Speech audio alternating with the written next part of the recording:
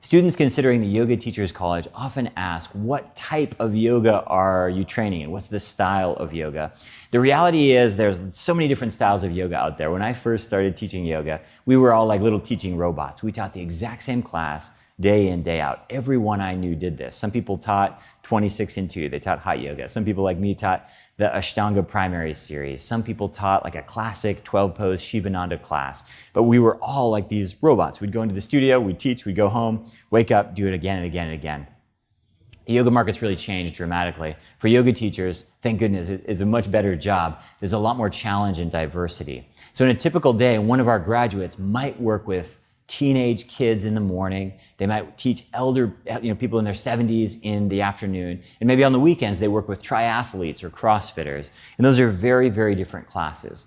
So our approach at Yoga Body, we call it progressive vinyasa yoga. So if you looked at a Yoga Body class, we have lots of different classes, whether it's burn or we have gravity or we have flow classes, we have symmetry classes.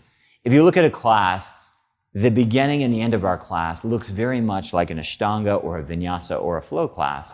But we use this blueprint structure so that our trainees, our graduates, can craft that class to incorporate high-intensity interval training, deep stretches, rehab stretches, spine opening sequences, and you can really custom create it based on your audience. So we'll have someone using the same skeleton blueprint structure from our training to teach people over 70 and to teach triathletes. And that's really the beauty of it. But if you had to define it, the best way to define it is progressive vinyasa yoga.